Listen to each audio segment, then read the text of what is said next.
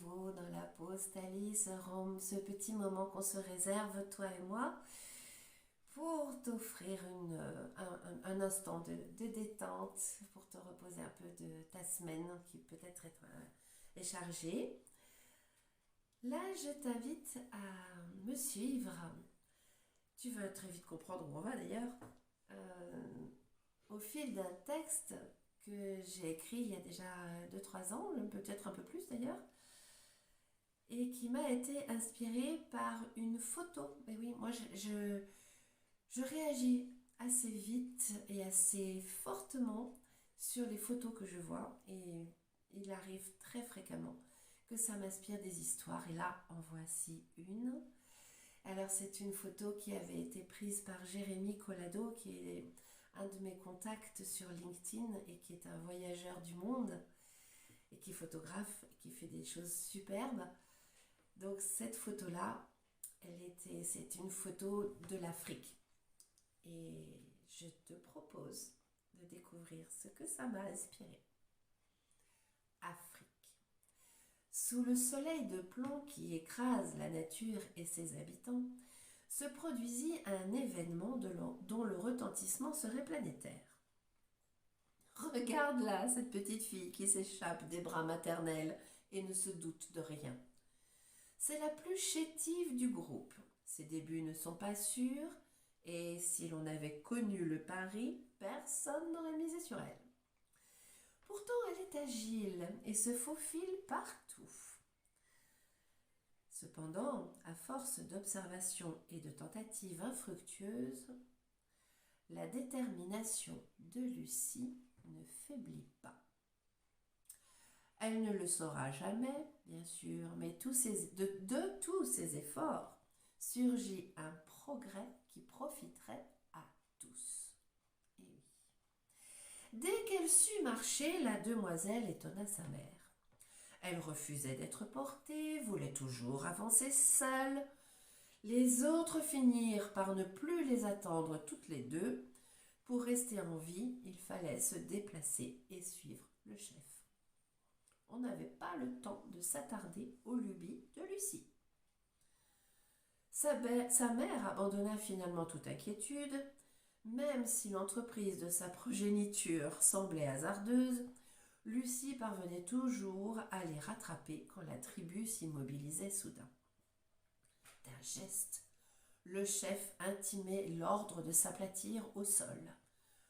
Prudemment, lui-même se dressait sur ses jambes et évaluait la direction à prendre pour gagner les arbres ou se réfugier, ou bien le marigot ou se désaltérer. La journée passait invariablement à marcher, s'arrêter, attendre, cueillir ou ramasser de quoi manger, laper l'eau incertaine et grimper haut pour dormir à l'abri et en toute occasion, de toute façon, obéir au chef dont l'expérience garantissait la survie collective. Cependant, ces pauses inlassablement répétées n'intéressaient pas du tout notre jeune amie.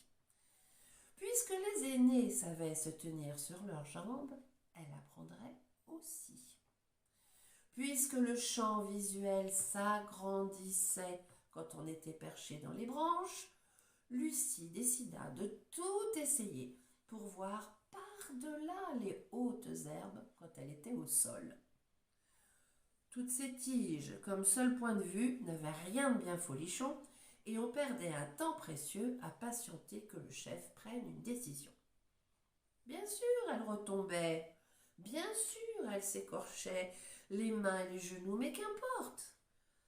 Arriva le jour où, sous les regards ahuris de sa mère et courroucée du chef, Lucie parvint à rester debout et, posant un pied devant l'autre, elle fendit la savane, seule, droite.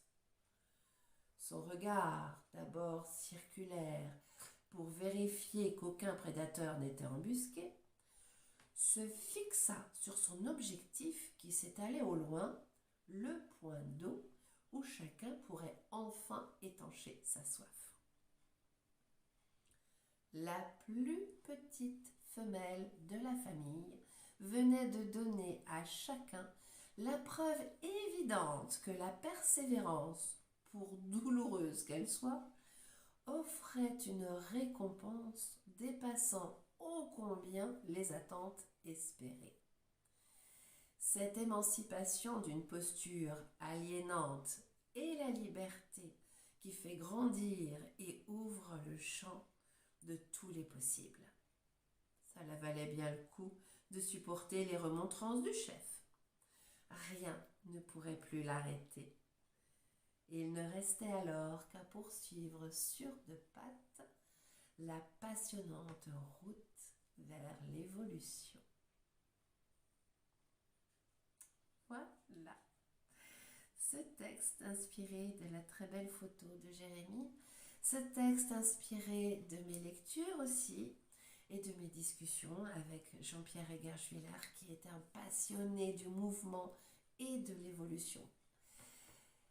Et aussi de certaines conférences que j'ai eu la chance de suivre et qui avaient été données par Yves Coppens, l'incroyable anthropologue, paléo-anthropologue, qui nous fit découvrir tant de choses sur notre histoire. C'était notre petite pause Thalie et maintenant elle est terminée. Et je t'invite à me rejoindre la semaine prochaine. À bientôt.